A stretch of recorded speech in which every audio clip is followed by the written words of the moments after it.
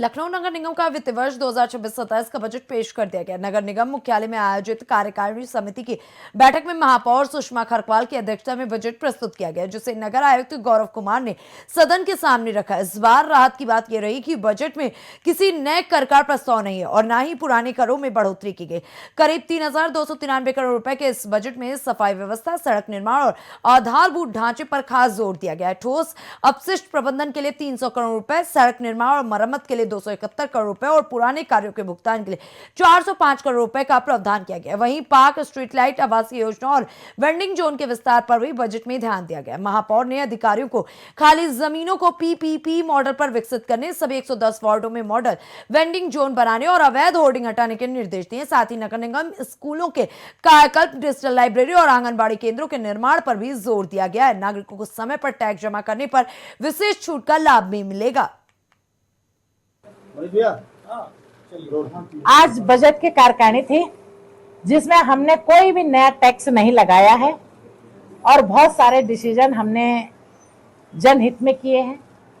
सबसे पहले तो हमने उत्सव वाटिका का निर्माण कराया है, क्योंकि माननीय मुख्यमंत्री जी ने कहा है कि अब उत्तर प्रदेश ने उत्सव प्रदेश होना चाहिए।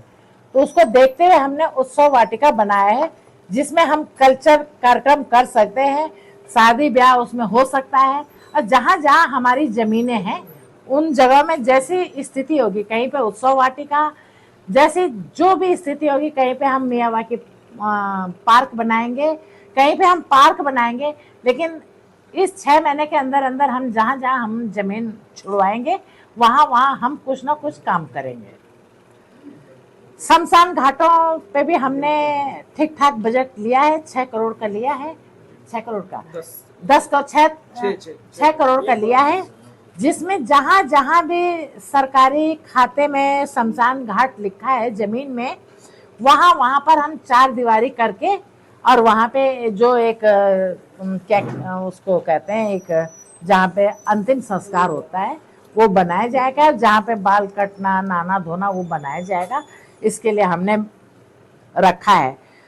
हम मॉडल वेंडिंग जोन बना रहे हैं, अभी हमारा एक बना है और मुझे लगता है कि इस साल मई जून तक हमारे 7-8 और बन जाएंगे, जिसमें जो अस्त व्यस्त है, जगह जगह ठेले लगे, ये सब व्यवस्थित हो जाएंगे।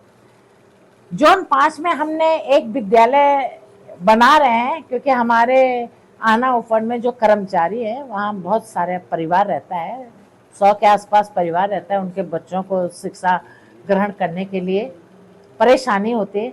माननीय मुख्यमंत्री जी का आदेश है कि सभी तक शिक्षा पहुंचे, तो हमने वहां पे एक स्कूल खोला है, काम अब उस पर शुरू हो जाएगा अप्रैल से।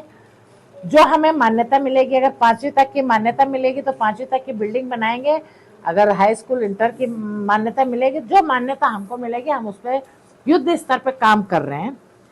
और 110 वार्डों में हमने 40 आंगनवाड़ी